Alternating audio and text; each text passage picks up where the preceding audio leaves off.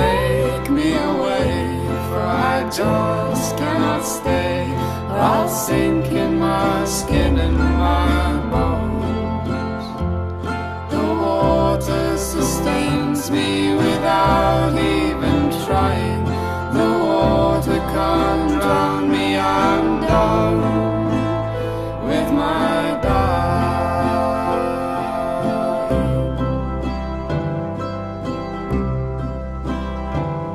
Please help me build a small boat, one that'll ride on the flow, where the river runs deep and the larger fish creep. I'm glad of what keeps me afloat. The water sustains me without even trying. The water can't drown me, I'm done with my dying.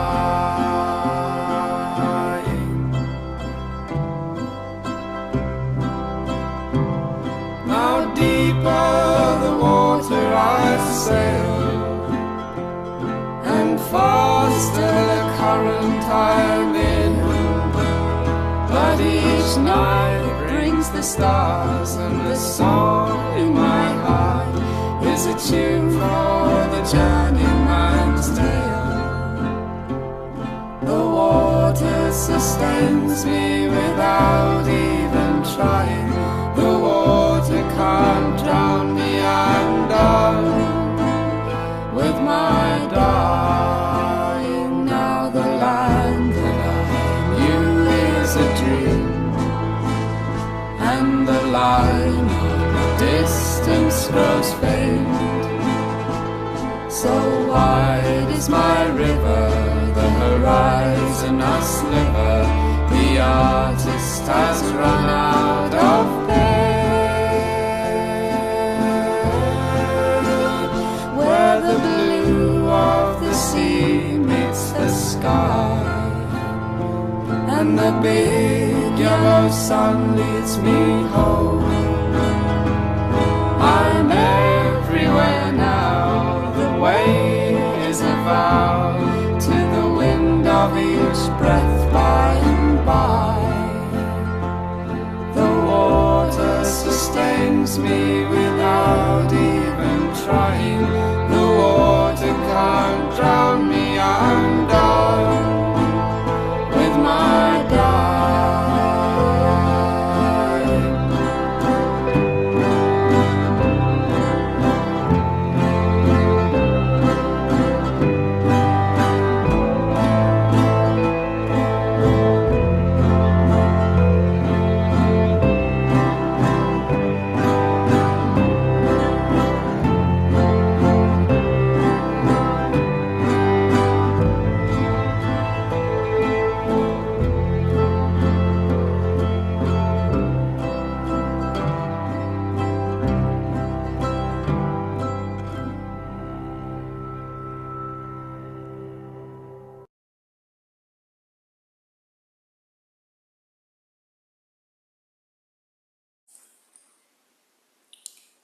Okay, shalom to everyone. 1 second. Okay, good to see you all here. The learning tonight should be for a healing for Shana Tali Bat Liba Miriam, amen, and for all the people who need healing. And I just want to quickly remind everybody again that if there should be a siren in the middle of our learning, I have to go into a different space here. And so I'll just be away till they let us come back, and then I'll be back again. Okay. So who sung that song? Oh, I meant to say, thank you for pointing that out. Johnny Flynn, a tremendous musician, artist. If you've never heard of him, worth getting to know his work. Really amazing. So, yeah, I'll write it in an email. Okay, so we're going, I want to get a few things in here, but this is our last class, and there's so much more to say on this topic of Moshe. But before we go back to that snake in the stone, I just want to share one teaching with you That's also from Tikkunei Zohar. To save time, I'm not going to bring the source right now. Also, the source is a little bit unclear, but it's also developed in the Arian, the Lurianic teacher. So if you remember, I told you that Moshe is a Gilgul, a reincarnation of Hevel, Abel, okay? And we talked about it, and, that's a whole thing in itself. Unfortunately, we can't go into that too much right now, but in Tikkunei Zohar, so everybody knows about the sin of Adam and Chava, with the snake and eating from the tree, and the tree of knowledge or consciousness of good and evil. We all know that. So the thing is, that's the sin of Adam. And everybody also knows the sin of Cain. Cain, he killed his brother, okay? So everybody knows the sin of Cain. But Tikkunei Zohar talks about the sin of Hevel, okay? The sin of Abel. Not the sin of Cain, the sin of Abel. And what did Abel do? So again, it's a very complicated sort of theme in Tikkunei Zohar, but to sort of boil it down to one piece, what we can say is I'll show you it in a minute. The words in Hebrew are Zan Einav Min Hashchina. He fed his eyes with the Shechina. The word now what it means is that Hevel, this is like the background for it. Hevel, Abel, remember he brought sacrifices that were accepted by God, unlike Cain. And so when these sacrifices were brought, so, of course, why do we bring sacrifices? To get close to the Shekhinah. So Hevel, Abel, had a vision of the Shekhinah, and he fed his eyes with her. Zan Einav Min Hashchina. He fed his eyes with her. The word zan, feeding, it's not far from the Hebrew word for zonah, which means a prostitute, a whore. There was something about how he looked or gazed at the Shekhinah, which was disrespectful, number one, and number two, it had to do more about him than about the Shekhinah, because whatever that vision of the Shekhinah that he saw was, he was taking it like he's just like eating it, just sort of taking it for himself rather than being in awe, respectful, and maybe even humble in the face of the Shekhinah. Because it's like there's something about looking directly, probably some of you know that I'm the chair of a center for culturally adapted psychotherapy. This is a center headed by an Ethiopian friend and student of mine that we have here for 6 years already in Israel. And anyway, so one thing that happens, for instance, when an Ethiopian Israeli goes for diagnosing because of some problem, some emotional, mental problem, so in their culture, it's not respectful when you meet someone to look into their eyes. It's not respectful. You turn your eyes down. That's a sign of respect. And because Western psychiatrists don't always know this, so they write it down as a possible indication of schizophrenia and don't understand that it's something cultural. And this is, I think also in Western culture, it's right away looking the eyes. We have our eyes everywhere. And in traditional cultures, you're much more humble, reticent with your eyes, you're not right away. And so what Abel did is, Hevel, what he did when he saw the Shekhinah, he just, his eyes were just wide open and he fed himself with that vision. So he fixes this, he does a tikkun on this as Moshe, because what happens when Moshe has a vision, of I think it was by the burning bush. So what happens over there? What does it say? Let me just show you in the file here. It's at the beginning of it. Let me go back here. It just brought the verse. Okay. So here it is. This is, I'm not going to even read the Midrash now, but this is a source for it. But so here is the verse. Vayaster Moshe panav. Moshe hid his face. Ki arei. mihabit el ha'elohim, because he feared gazing at God. So here, Moshe learns his lesson. Moshe, who has his hevel memory of this zan einav mina shechina, feeding his eyes with the shechina, and whatever, what happened in that Gilgul, his being killed by his brother. So his tikkun is now that when he has the vision of God as Moshe, rather than feeding his eyes again, he hides his face, because he feared gazing at God. Okay? So I just wanted to fill that in about Moshe. It also connects to our piece with, it doesn't go into the Hevel part, but it also connects to our piece that we're learning now with the snake, because we're also going to be talking a bit about seeing. But I just would invite you to be thinking about this a little bit, this expression, feeding. What does it mean to feed our eyes with something? What does that mean? And what's inappropriate about that? Why is that something that's very, very much looked down on here? So I'm just inviting people to think about it. And I want to go back now to our snake and stone. And what we're reading today, a lot of it is going to be very mythical, which is one of the reasons I personally like it, because I very much like the language of myth and very much connected to Jung. So just realize that and don't try to understand everything. But let's go back to our basic image. The basic image is that we're learning about Moshe's staff, Moshe's stick, okay? And what we learned is that one side of his staff has a divine name that combines judgment and compassion. And when Moshe split the sea, he used that side of his stick, the side that had the divine name, with the judgment and the compassion on Israel, judgment for the Egyptians, and he showed that side of his staff, and the sea split. Okay.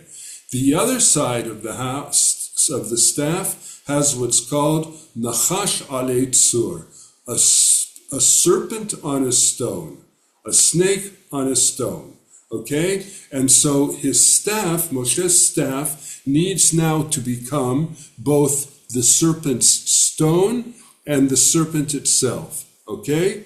So, the last thing that we learned was that the first time the people complained, the children of Israel, that they did not have water, okay? God said to Moshe, hit the rock with your staff, okay?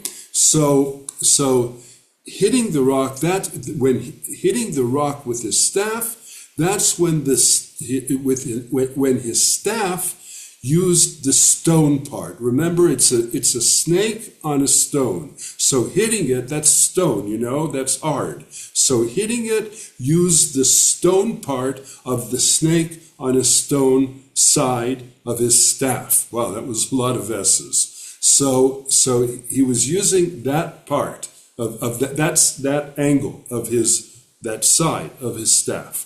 What we still need now for the staff to be complete is the snake. Okay, we have the snake's rock, but we don't yet have the snake. And that's where we're coming in now. Okay, so let me get this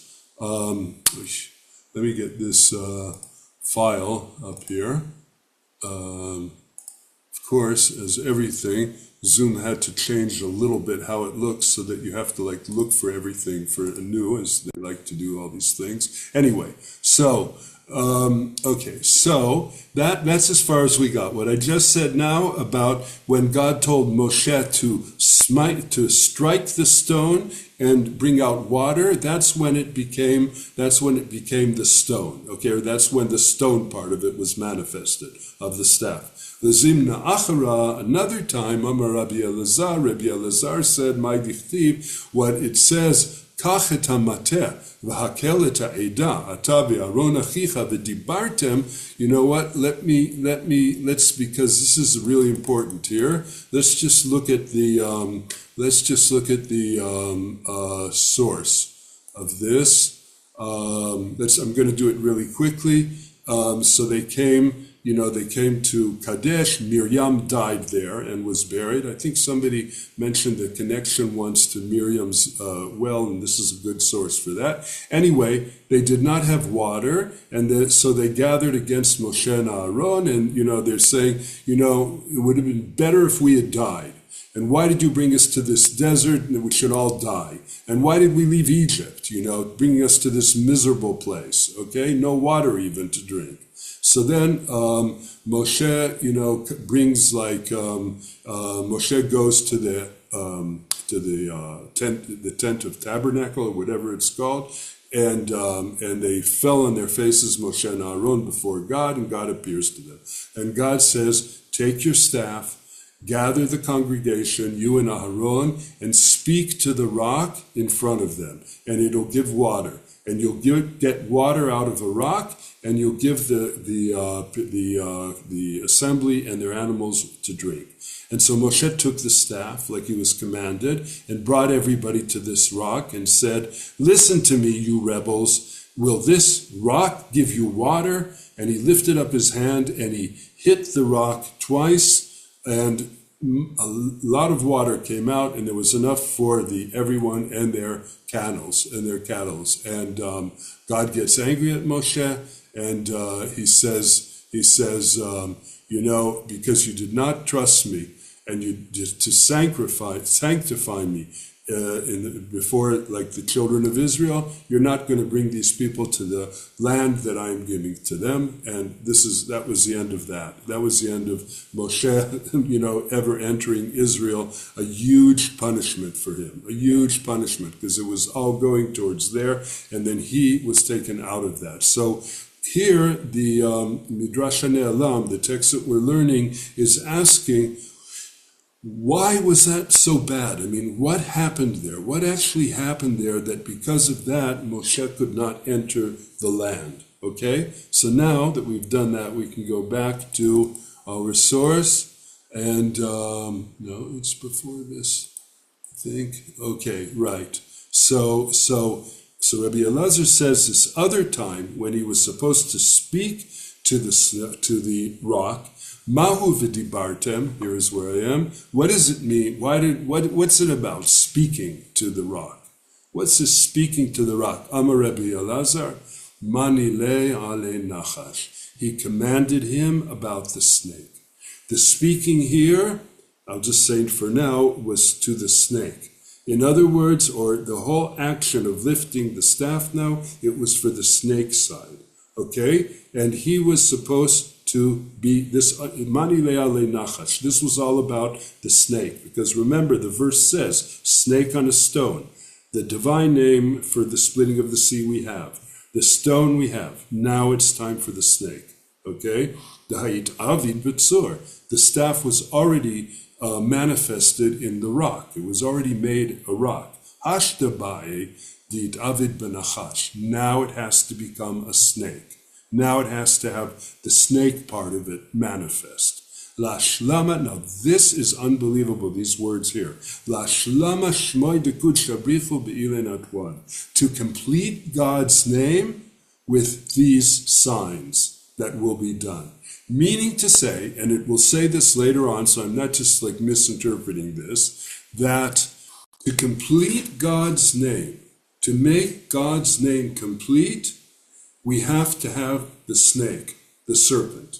Now, I'll just say, I'm sure most of you are familiar, just in even the most introductory sort of way, with the archetype of the snake. The snake is so important because the snake is like everything bad. It ruins everything in the Garden of Eden, and it's the shadow. The snake is the archetype for the shadow and the other side. On the one hand. On the other hand, it is the snake who moves things along, as it would be in the story, and actually wakes them up to a new level of consciousness. Da'at tov v'ra, the consciousness of good and evil. This is one of the reasons, I don't want to get into this, it's for another series on the Mashiach, but this is one of the reasons that Nachash has the same gematria as Mashiach. Snake has the same gematria as Mashiach. Why? Because the Mashiach is a snake.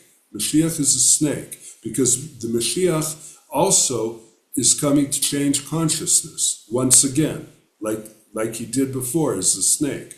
It's not always pleasant, a change of consciousness, okay? But I don't want to get into that so much right now. I just want to say, what I'm saying right now is the snake, it's not just about how do we overcome the snake, how do we get rid of the snake. Actually, it's about how do we integrate the snake. It's really about how do we integrate the snake. And to the point, and this is what's amazing, maybe you tell me, go to some Jungian and integrate your shadow or whatever, you're supposed to do by Jungians. But this is saying, he said here, God's name is not complete without these signs. That means to say, the snake needs to be integrated into the God archetype. The snake needs to become part. The divine name, that's what he's saying here. The divine name is not complete without the snake. And this was Moshe's moment to bring the snake back, or to bring the snake in, because he's Mashiach. Don't forget, for Tikkunim, he's the Redeemer. He's Mashiach, okay? So he needs to be able to deal with this snake, and we know, remember, he already had a scene with the snake, and there's a whole other thing which I might mention later that has to do with this. It's not even a path we can go down right now, but what we have to realize is here at this moment, he was supposed to speak to the rock in order to complete the divine name with the snake, as he says here. Let's read it, let's get on with it, and then we'll be able to talk about it a bit, because there's some other stuff I really want to do here. Okay, so yeah, we can go down. Okay, he says, okay, but what is speaking? Why is speaking to the stone about the snake? Why does that have to do with snakes? So mashma dichtiv, it's like understood because it says the dibartem el hasela, speak to the stone, uchtiv, vayidaber ha'am be'elohim uveMoshe. Now he's going to another source, okay, which was the people spoke against God and against Moshe. Okay, now I think this is the last source we have to do for this, but also what happens here. Okay, so again, they're complaining. This time they're complaining about the man, about the manna. They're saying, "Nafshenu katsa b'lechem haklokel." Our souls are sick of that spoiled bread you've been feeding us, that manna. We can't stand it anymore. Okay, so then Vayishalach Adonai ba'am et hanechashim asrafim. So then God sends into the people fiery serpents, fiery snakes.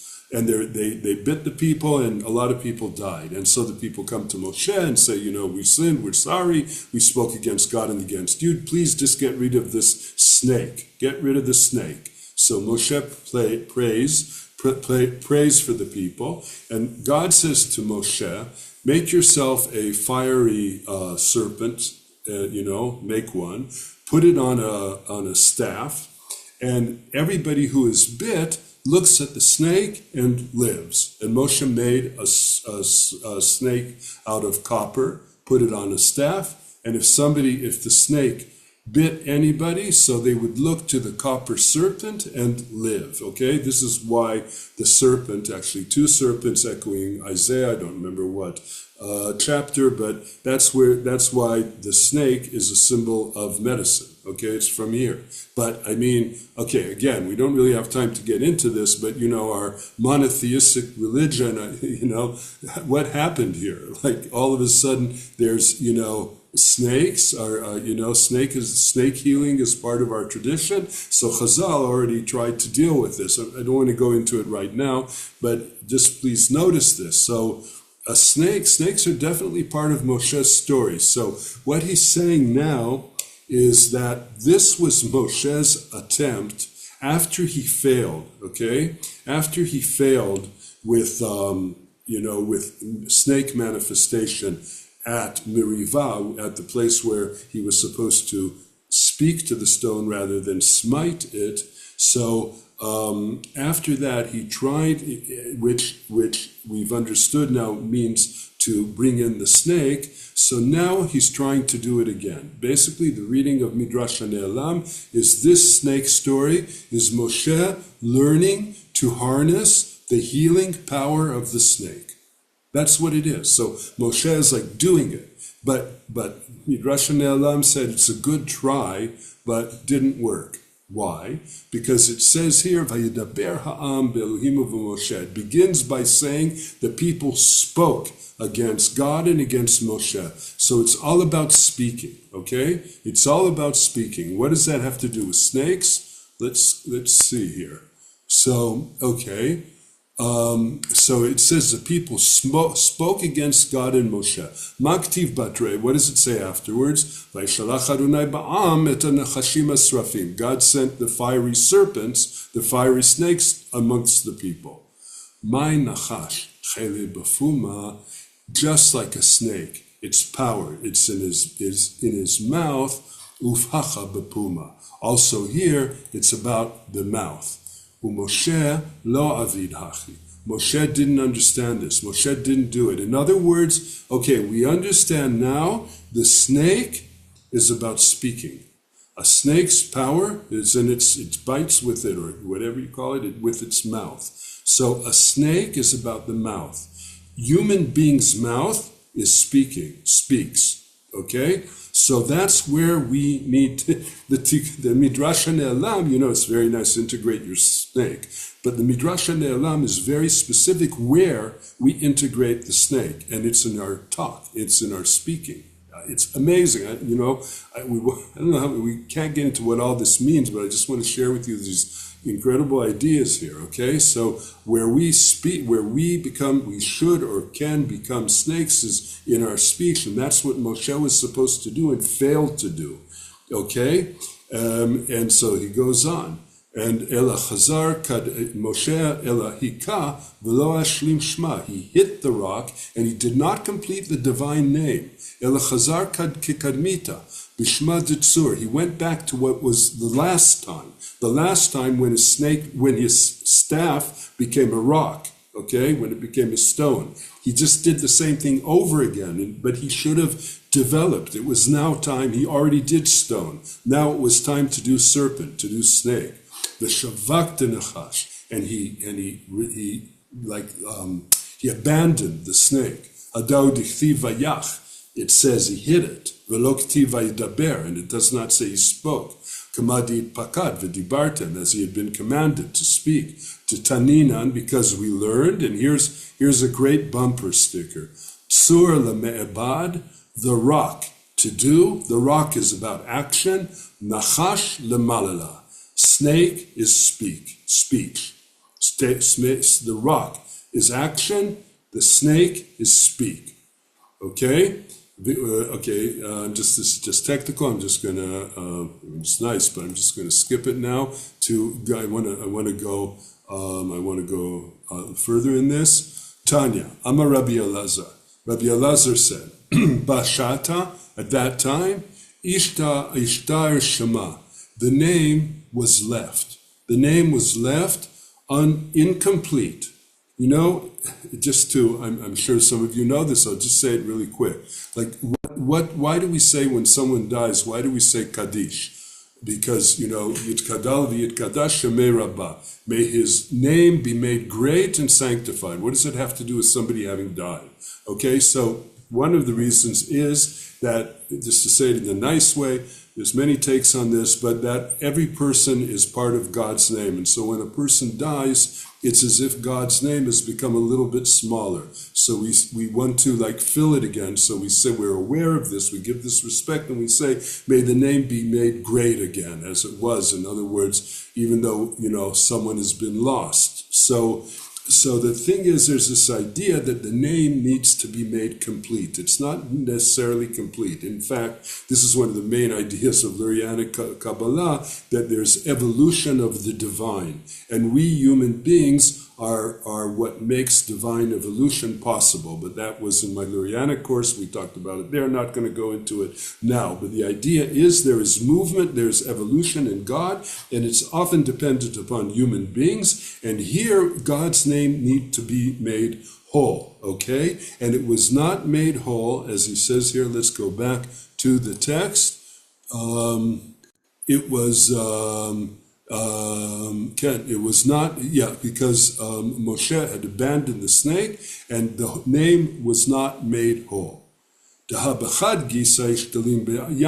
repeating it a bit, because one side had already been manifested or made complete at the sea. That was the divine name in letters. Migisa Achra, another side, Shari B'tzur. He started with the stone, V'lo yishtalim b'nachash, but didn't finish it with the snake.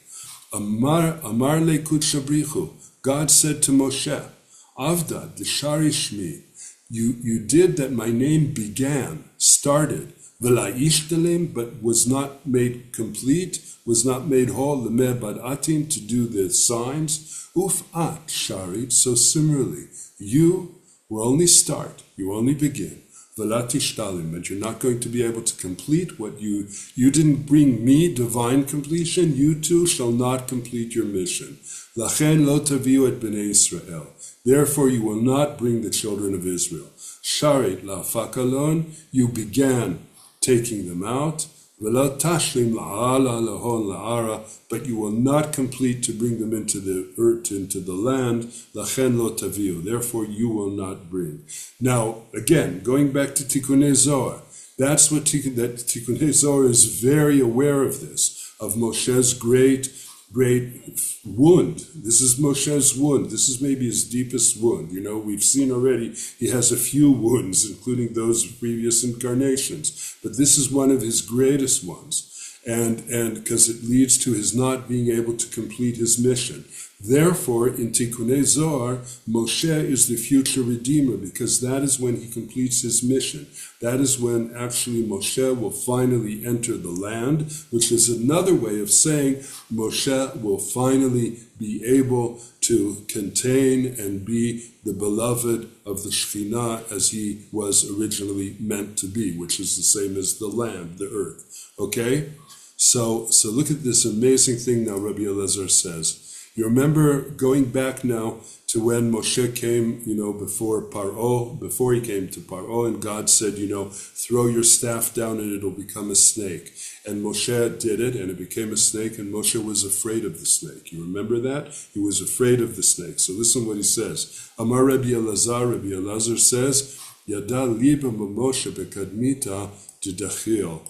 Moshe's heart knew it before, when he was afraid. Kadchama nachash, when he saw the snake.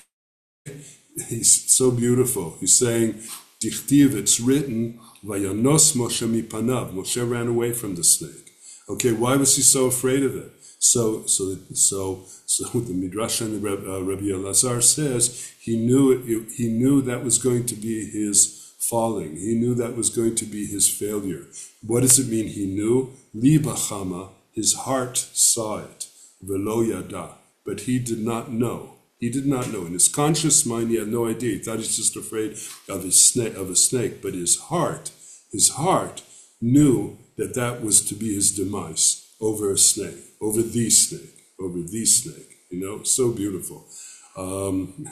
Something also to remember. It's a great line. Liba chama, the heart sees, velo yada, but often the person does not know. So we should trust our hearts. Amar Rabbi Elazar said, Ktiv, Vayas Moshe Nachash Nechoshet Vayasimehu Alanes. It's really amazing how Midrash Ne'elam here is really taking notice of the snake theme in Moshe's life. And I don't know if we would have noticed it so well, how central it is, how a central image it is. So now we're going back to when he made this copper snake and putting it on the staff. Al nes lo ketiv el al hanes. It doesn't say he put it on the staff, but it says the staff. Ba le'aitkenu la'ashli ma dechasar. Amazing.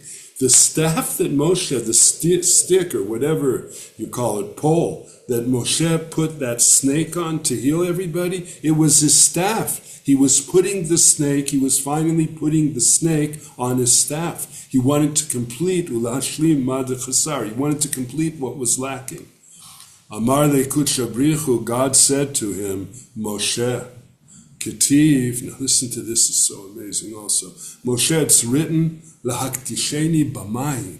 It's about water.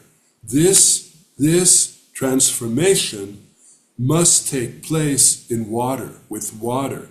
B'mayim, v'lo b'devar acher. Like with water, okay? Nothing else. Kishem shirchalti b'mayim, like it started with the journey of his staff, started with water, the water of the Reed Sea, okay? So like it started with water, ba'ina dishtalim b'shmi anes b'mayim. I want my name to become, I want the miracle to make my name complete through water. Amar Rabbi Elazar, atra dechasar lashanim. Okay, so Rabbi Elazar says, okay, so when he put the snake on the staff, he was not able to complete what was lacking, that, what he was missing. No.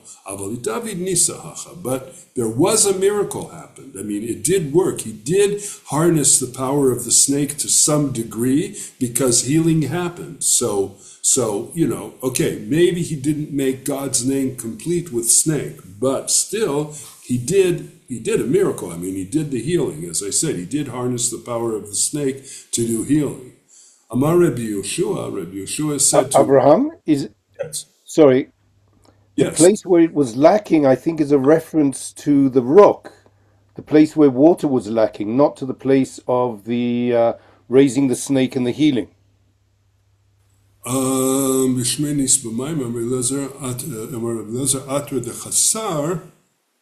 Maybe where it was lacking. Yeah, maybe it could be also, but I think he means more the idea, but your atra means place, so maybe. I think it means more the idea, but also could be read that way.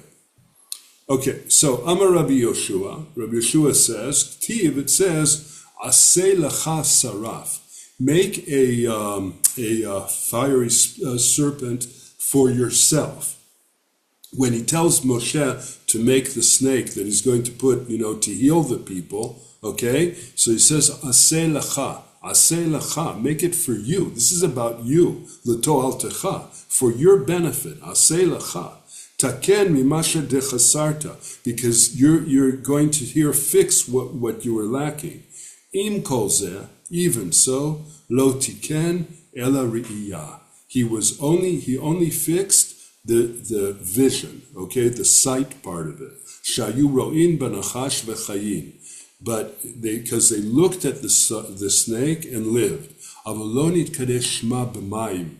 But the name was not sanctified through water. V'nishar chaser me'ashar. And it remained lacking the rest.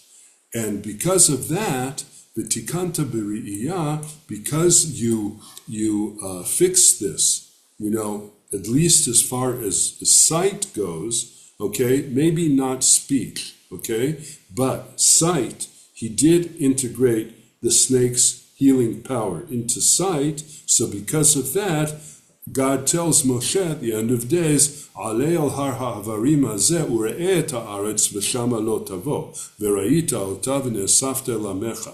So God says to him, you climb up this mountain and you can see the land. You'll see it, and then you can die. Because seeing, he fixed. He did fix seeing. Remember, also he fixed seeing in terms of his former incarnation as Abel. He fixed seeing. But speaking, which was always a problem for Moshe, if you remember, I think, I don't know if I brought more after this. No, we're stopping this here, but it goes on to talk about it a little more, that if you remember, Moshe had speech. He had speech problems. He says, I'm not a man of words. I'm heavy of mouth, heavy of speaking. It's not for me speaking. Moshe, and again, the power of speaking comes from the snake. I mean, in Harry Potter, you can speak, I think what's called parsing or something like that. Okay, but anyway, so that's what he says. Tachazeh. Okay. And we said this already, that that he fixed it through seeing, but he was still lacking the water. Amar Rabbi Yitzchak said, Bisha shamar kutshabrichu, lachen lo taviu, when God said, therefore you will not bring the people into the land of Canaan, Amar Moshe said, Hai chivya, this snake, litakala da'al mahava, it's like it's the destroyer of the world. The snake always makes trouble, I always got in trouble with the snake.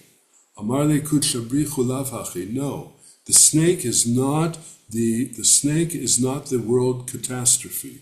Dina hava l'chayavaya, the snake is judgment for the wicked, v'chayin l'mari kashot, but life for masters of truth. Dichtiv, as it says here, regarding the snake that Moshe put on the staff, vera'auto v'chai. You see the snake and live. The snake, it's not just healing power. The snake has the power of life. The snake is very much seen as the power of life. Be'ota sha'ah yada Moshe d'rachav. At that point, at that moment, Moshe knew his ways, v'tzdik alav et adin, and he was able to justify the deen. That means Moshe was able to accept that, okay, he can't make it into the land. He got, in this particular incarnation, he got as far as he could with integrating serpent energy, and he got as far as he could, and he said, okay, he accepted it. He realized it, because that he could not go into the land. He couldn't make that final, he didn't complete the name with the snake, and so he didn't complete his mission, and he understood that's what had happened. So this is the whole picture, and I just want to add one other thing, and then we have a little time if someone wants to say something. So there's also one huge piece of this picture that we're not going to go into now, which is called in the Zohar, it's the Tanina Gadol, the great sea creature. And what in Parshat Bo, in the part of the Zohar on Parshat Bo, on the portion of Bo, so it talks about the great sea creature, the Tanina Gadol, which is a beautiful piece. I've actually, David, I think you were there. I did this in English, I think a few years ago, and actually there's a lot of new people, and maybe I should do it again because it's one of the most amazing mythical pieces in the Zohar. But the great sea creature is actually the snake of the ocean, and there in the Zohar, it goes deeply into it, and it says basically this piece in the Zohar begins by saying that when God said to Moshe, Boel Paro, come to Paro, Paro in Egyptian mythology, so Paro is the great sea creature that lives in the Nile.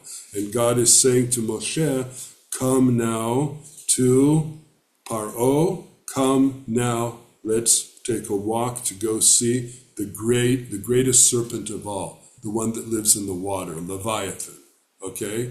And God takes Moshe room after room, chamber after chamber. This is how the Zohar begins. And but Moshe was frightened. He was frightened. He couldn't go. He couldn't look at the Tanina Gadol, the great sea serpent. Couldn't look at it, at Leviathan. Okay, and then it goes on. It tells us the story of this Leviathan, of this sea creature, of the Tanin. But Moshe is like out of the story from that moment. Maybe that's why he's not in the Haggadah. I'm not sure what it has to do with it. But okay, so I'm gonna stop this here. There's another couple things I want to do. So if there's a couple questions, I would take that. David, yes. And I turned my speaker on right away without being prompted by you first. Wow, it only took five meetings for you to figure that out. 5 meetings, 5 whole classes with you. Okay. So I just going to make like a kind of a broad and then a specific comment and question about this. I just feel like this tale, this myth, this story, this Chumash recollecting and deep diving that you've done with us for several classes. Now, I would say it's probably very fair to say the rove of the majority of all the people sitting in this class have read through this dozens, if not more of times in the Chumash, this Moshe story, the hitting of the rock.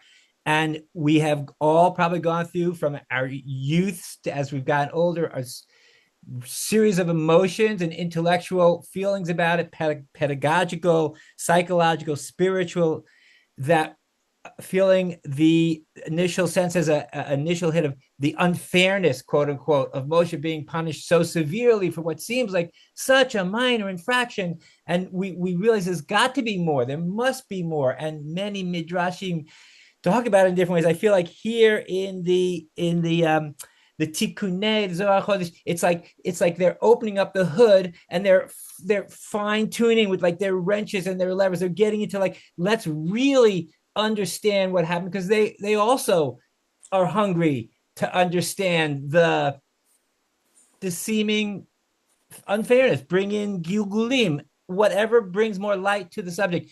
My question here is, as we do on a simpler level, I also wondered if the masters of the Tikkunei also ever, because I haven't heard it yet, entertain the notion of the inevitability of this. Like, it must have to have been this way because that's how our story must unfold. I don't know if that happens. It's sort of a meta question. That's very much a meta question. If I reflect on Tikkunei Zohar, it's an interesting question. My tendency would be to answer, and I really need to think about it more. And I have taught and learned Tikkunim and gone through the book many times. My tendency would be to answer that no, I don't think Tikkunim thought it was inevitable. I think that I think Tikkunei Zohar would say could have done it all, could have had it all, could have done it all, didn't but could have, and the missed opportunity. Yeah, and the inevitability is of its eventually working itself out, which is why Moshe appears in every generation and why Moshe is eventually the Redeemer, because eventually it has to work itself out. But I think they felt like he could have done it at the beginning. Okay, sorry, I'm going to cut short, but Chana Nathan. So I feel like I too am very struck by the fact that, like, Moshe's foible at the beginning of being kvad peh. Foible, that's the word I wanted. Okay, thank you. Go ahead. He just he doesn't get past it. That's his first concern is, I really can't do this. I'm kvad peh. And in the end, that's where we end up. Yes, he's kvad peh. We went through all of this, and it's sort of like this shir hashirim, like, the almost, and it makes me feel like there is a sense of inevitability in that somehow our texts seem to want the longing more than the resolution. Okay, so you put that beautifully, what you said at the end. So I just want to say, though, it's not like he did make progress. It's not like he didn't make any progress. I mean, we know, like, in the end of the Torah, Eila hadvarim shediber Moshe, he spoke and spoke and spoke, and like they say in Hebrew, lo satam, he didn't, like, shut up. He just spoke and spoke. So he did make some progress. And here we see, even with the snake, he was able to, vision, he did a tikkun for, so he made progress. He just did not finish it. But what you said at the end is how did you say that? Longing is more than resolution. How did you say it? You remember? Something like that. Something, yeah, that we seem to prefer the longing to the resolution. Yeah, exactly. The better state of being. So that's so true, because again, also in Idrot and the Zohar, so we speak about Arba Mea Almid Kisufin, which means 400 worlds of longing.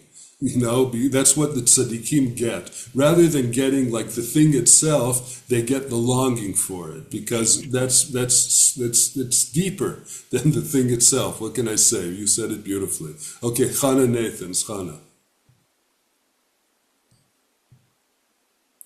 Turn your mic. Your mic is muted. You have to turn it off. I'll turn it on. Okay. Yeah. I'm wondering, God says, make a saraf, and then Moshe makes a nachash. And like in many places, he just does it a little bit different than what the Holy One said. And I was wondering if that has any meaning in this context.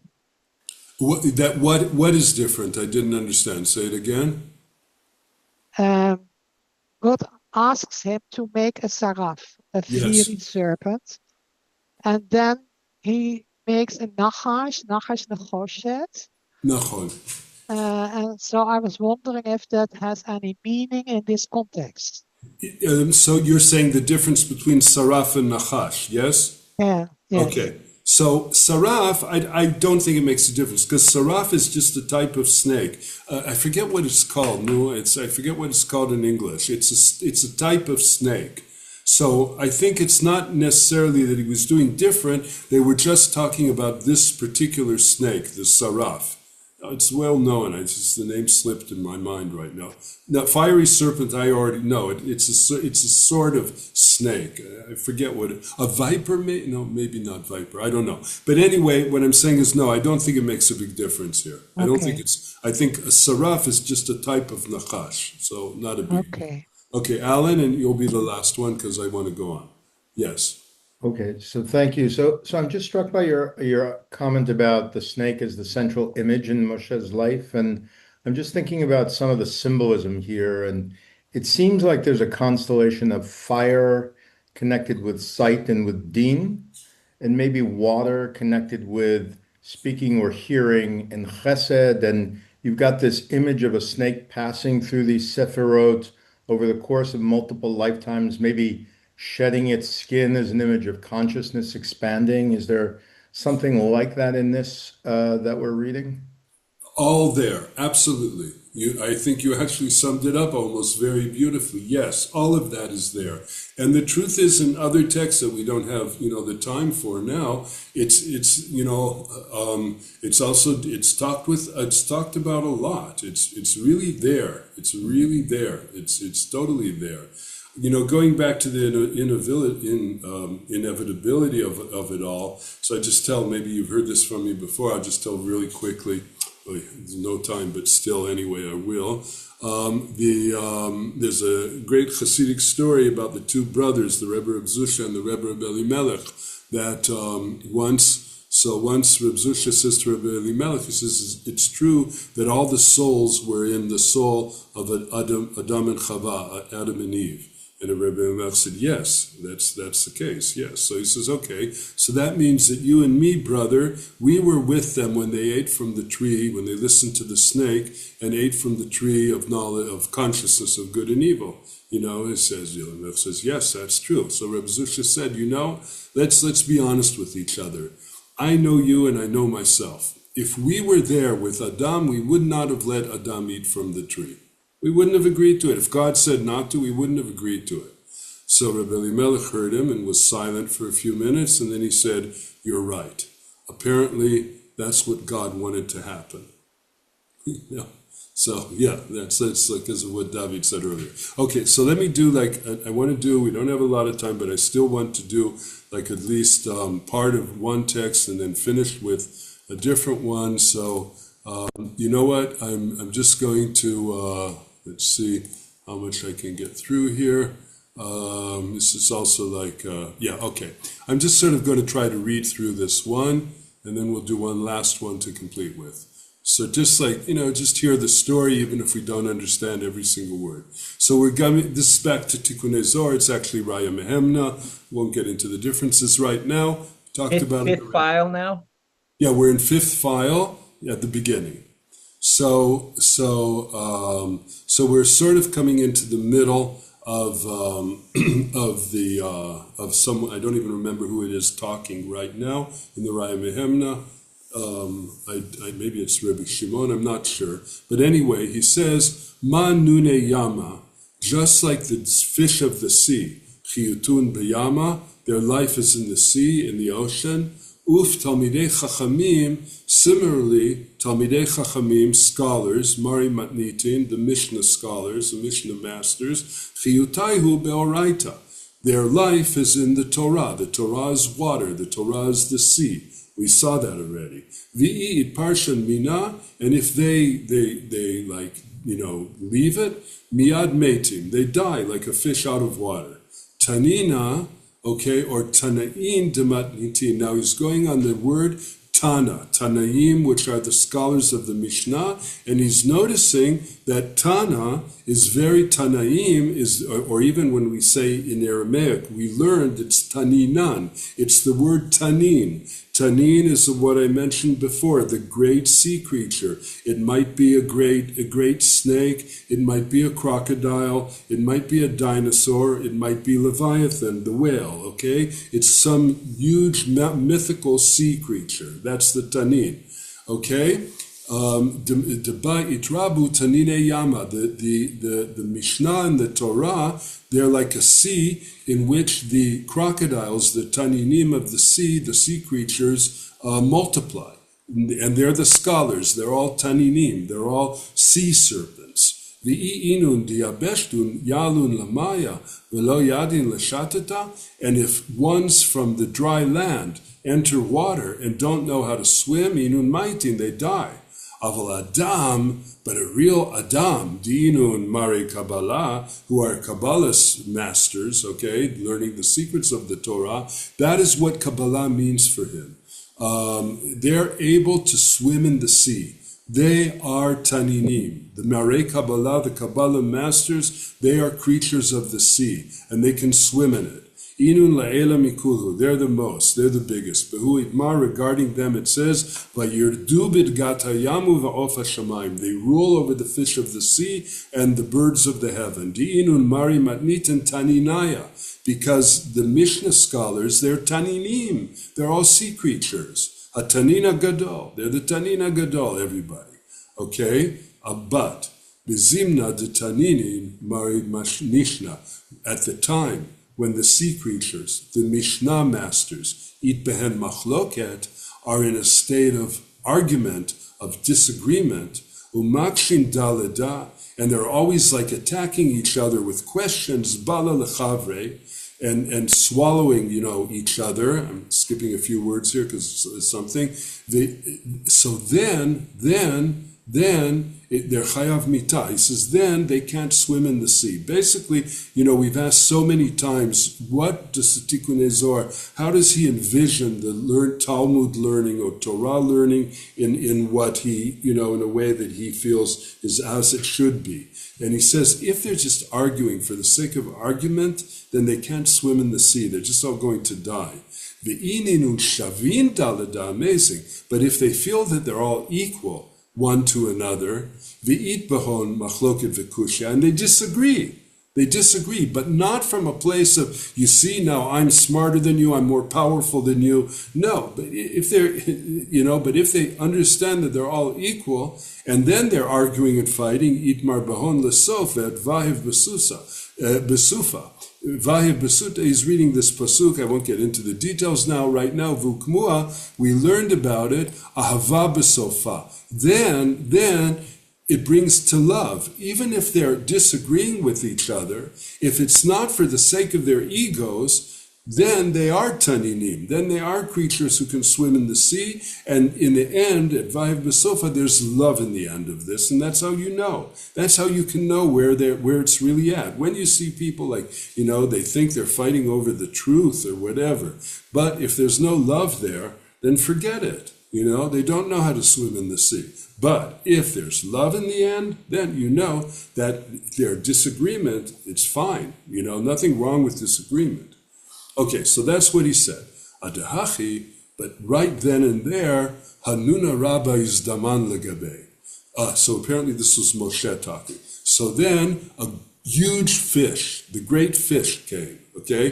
The great fish is a scholar, is a sage, is a master, known as Rav Hamanuna Saba, grandfather fish, rabbi grandfather fish. Rav Hamanuna Saba, okay? And he's like this great, he's like a colleague of Rabbi Shimon Bar Yochai. The difference between him and Rashbi and Rabbi Shimon Bar Yochai is that while Rabbi Shimon Bar Yochai lives exclusively on the earth, with human beings, so Rav Hamanuna Saba, this grandfather fish rabbi, lives also with human beings, but also in the celestial realms. So he shows up now.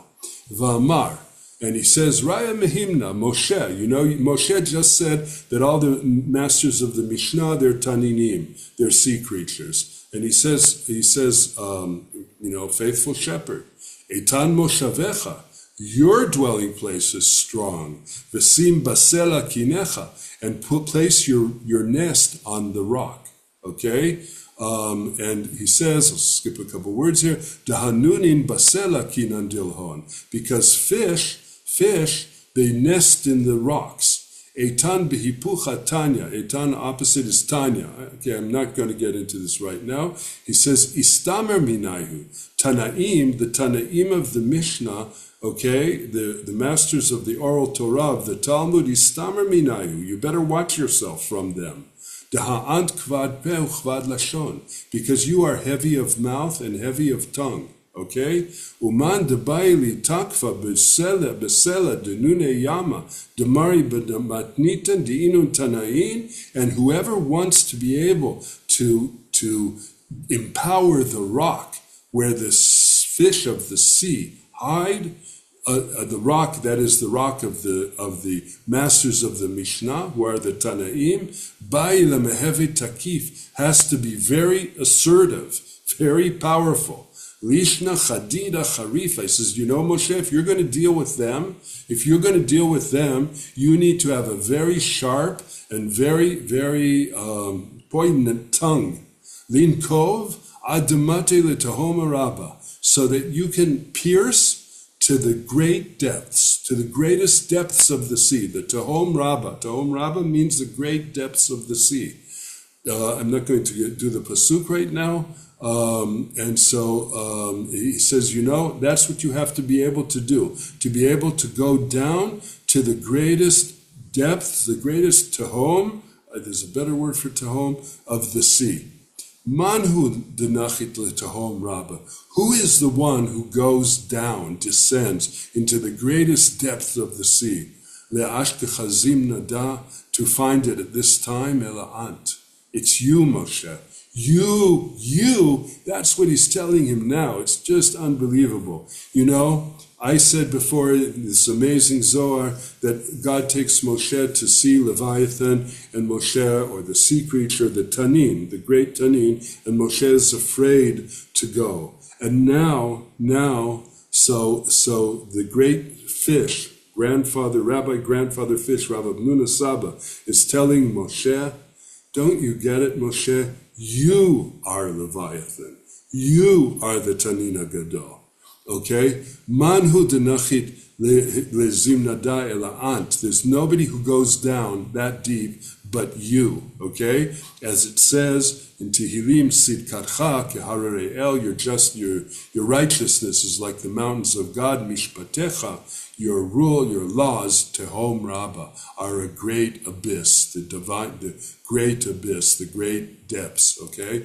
Ve'ant, Tanya de Messiah, Yotir Mikulu. You are a supportive, something in the study of the Talmud, just using an expression there, but he says, you are that more than anybody. Begin, and here he says it in his own words, begin da'ant livyatan diyama deoraita. You are the Leviathan of the sea of the Torah. Mare dechol nunin. Livyatanit kare. The master of all the fish is called the whale, Leviathan, al shem oraita. But of course it's because of the Torah. Di'it marbe, because the Torah is called ki livyat chen em levoshecha. Livyat chen means, in Mishlei, in parables, it says that these words of wisdom, they're like a headband for your head, a graceful headband for your head, leviat chen. But and then they say that it's the Torah, and he's saying the word for, I think it's called garland in English. So the word for it is leviat chen. It's like leviatan. In other words, the Torah, basically, and again, we saw before that Moshe did not complete his mission on the earth, but it actually, and here's the thing, it was through the Torah that Moshe is able to express himself eventually as being that serpent, as being the Tanina Gadol, as being the snake. That's where Moshe was able to integrate the serpent side. It was through the Torah. He didn't complete the work. We know that. We understand that more needs to be done, but that was his venue. That was Moshe's means of integrating, as I've called it, the serpent, as it was, of becoming the Tanina Gadol. Because here he's saying, Antu Leviathan, you are Leviathan. And again, I would remind us that, as Tikkunim says, Itpashtuta de Moshe b'chol dara. Moshe expands into all the generation. That means to say that every single one of us, each and every one of us, has a Moshe place in our personality, in our soul, in our neshama. And that means to say that, this whole journey and all what we're talking now of this integration of the snake and speech and all of this, we all have a place that we're Moshe, okay? And remember again that all this, the successful culmination of this journey of the integration of the serpent, besides making God's name complete, which is very important in and of its own, but in the end, that is when Moshe is finally able to meet and greet his beloved, the Shekhinah. And finally, they are both able to, she has her journey too, but now we've been studying about Moshe's journey. That is eventually where this will lead him in the end. And so I do want to conclude now with one piece. I don't think we'll have time for both of them, also from the Tikkunim. So, I might have to skip a little bit to do them. Yeah, I'm going to try to do both. We might not have time for too many questions at the end, but with your permission, I want to end with this. So, v'chad shechinta ihi begaluta, when the Shekhinah is in exile, itmar ba, it says regarding her, ani yeshena, I am asleep, v'libi er, but my heart is awake. Okay? Kad ihi yeshena, what does it mean she is asleep? Let la defiku. She does not have a pulse, okay? Her pulse is silent. Now, Tikkunei Zohar, I did a whole year's class on this with some practitioners, about healing in Tikkunei Zohar. It's a whole theme in itself, but it has a lot to do with pulse. And the thing is, when the Shekhinah is in Galut, she's sick in the Galut, it means that she has no pulse. Begin to kutshabrichu di'ihu kol defiku dila, because the Holy One, blessed be He, who is her pulse, the voice or the sound of her pulse, itrachak mina, is away from her. Okay? And I'm skipping a lot of this here, and she's saying, he's bringing this verse from Tehillim, which is Ne'elamti Dumia. I became silent. I was dumb with silence. Hechisheti mitov. I was silenced towards goodness. This is talking about a situation when you don't have a voice. It's about the Shekhinah in the Tikkunei Zohar's understanding. Tikkunei Zohar for the Shekhinah, but it's also in the Zohar, in Vayera. The Shekhinah has no voice. The Shekhinah loses the thing of being in exile.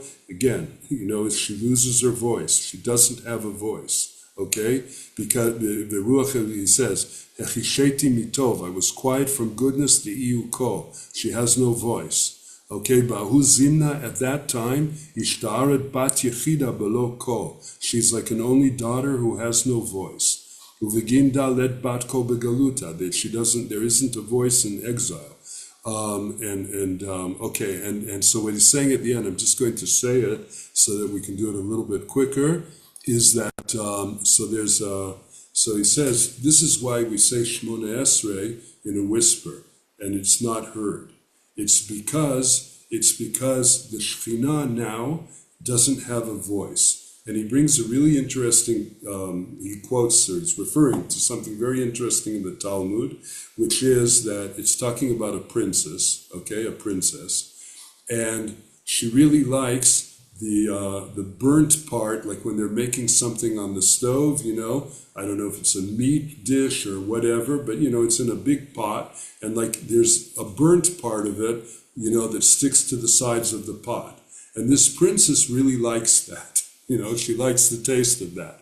But it's not fitting, it's not appropriate for the princess to say, could you please bring me the burnt? I like junk food. Could you please bring that for me? It's not like nice. So, Heviu la b'chashai. She says in a whisper to her servants, when nobody's looking, can you please get that like burnt part of the food and bring it to me? Nobody knows. It's like all shushu. It's all quiet, So he says, that's why we say Shmona Esrei in a whisper, because we can't, we don't have the voice. We can't openly express what it is that we need or that we want. So, Aviu la b'chashai. So the Shekhinah has no voice. So, okay, now we're going to do the last piece here. Right. Yeah. Yeah, I'm just going to read this and translate it, and I think it'll speak for itself. Adahachi, so then this is a little later, Hasaba Kanachi, so some old grandfather came down. Patach va'amar, he also opened up with the same verse. Ani yeshena v'libi er, my heart is asleep, I am asleep, but my heart is awake. Ani yeshena, I am asleep, what does it mean I am asleep? Mirechi ma'i, from my beloved. Ditrachak mimeni, because he's gone away from me, he's distanced from me. V'libi er, and my heart is awake, kad atya legabai, when he comes to me. Lechala, this can be compared to a bride, dahavet nesua lechatan, who is married to her bridegroom, vitrachak mina, and then he grew distant from her. Naflat bebei mar'a, she became sick. V'itkanshu kol asyan legaba, and all the doctors came to her. V'lahava yachlin laminda mar'adila, but none of them could give her a diagnosis. None of them understood what she was sick with. Asya kartana havataman, there was an expert doctor there, dahava ishtemoda b'defiku, that knew pulse. He was the one who knew the pulse. Ba'asara mine defikin, in Tikkunei Zohar there are 10 different pulses. It's based on the 10 fingers. Each finger has a different pulse. So these are the 10 different pulses. And this doctor was such an expert that he knew all the 10 different pulses. He knows he's a master of the 10 different pulses. That any doctor should always look at when they want to diagnose somebody. The kabal eser ba'an, which are parallel to the 10 fingers. So he was a master of these 10 different pulses. Okay, and there was nobody who knew her sickness, only him. The chama mashkin v'rechin tavin, how many beverages and good smells, mitapuchin, from apples, to itmar behon, as it says again in Shir HaShirim, in the Song of Songs, v'reach hapech ketapuchim, you smell like apples, the chama mashkin miasis rimonin, and how many beverages from pomegranates, havu mashkin la asyan acharinin, all these other doctors gave her all this stuff. V'lo havu mahanyan la, but she didn't enjoy any of it. Ad ata asya kartana, until the master, the expert doctor came. And we won't read it all, but he goes on to say, of course, this is Moshe. Moshe is the master doctor. And so all the other ones couldn't heal her until the doctor, the expert one comes, and he looks at her pulse. And she recognizes the doctor. He comes to treat her. It's again, this is a description, this beautiful description of Tikkunei Zohar, of Moshe's great finally coming together in the most elevated and highest of ways with the Shekhinah in the end of days. She's sick, and all the doctors, all the scholars, all the gurus, all the masters, they don't know what her sickness is. She doesn't like anything that they give her. And then the expert doctor comes, and he knows all the pulse, okay? And he sees her pulse, he comes to look at her pulse, and then she recognizes the doctor. Ve'amrat, and she says, Kol dodi dofek. The voice of my beloved knocks, literally, but he's reading it, the voice of my beloved is the pulse. Ve'ihu amar, and he says, Pitchili, open up to me. Pitchila at Yud, he reads it as Pitchili Yud, open up to the 10. Di'ihi asaraminate fiku, all the 10 pulses. Kol dodi dofek da vav, it's the vav, knocking on the gate, okay? So just to say it outside of what's written here. So this is this is what happens with Moshe at the end of days. He comes to heal her, and she recognizes him. She recognizes him. And then her pulse returns. So, again, in the Western world, a doctor or a healer is supposed to maintain different distance, okay? And of course, that's how it should be. But here, he is able to heal her because of the personal connection between them. Because that's how her sickness is about not being with him. And so therefore, when he comes, he is the only one who can feel her pulse. It's not, she couldn't live without a pulse, but it's silent. Nobody can hear her pulse. He can hear her pulse, and she recognizes him. And then finally, Moshe has finally now become one with the earth, has become one with the sea, all the Shekhinah, after having integrated all parts of the Shekhinah, as a result of all this long and intricate and complex and often insufferable history that we have lived through until now. Okay? So that on a sort of one foot is like the story of Moshe and all the different parts and how it all comes together, hopefully in the end. And again, I would remind that Itpashtuta de Moshe b'chol dara, that Moshe is in everyone. So this is not just Moshe. I mean, that's the great archetypal journey, but it's a journey that all of us go through in one way or another. And I think we'll just stop here with the text, with your kind permission. We're also at the end of our time, and if you want to write anything, please do. And I don't think I'm going to be doing any English series for a while, probably more after the summer or during the summer, I'll let you know. And we should hear only the best of tidings speedily in our days. Shalom, shalom. Okay? Good day, good evening. Amen. Thank you, Avram, and everybody. Toda Okay. rabba. Shalom to everybody. Yalla, bye.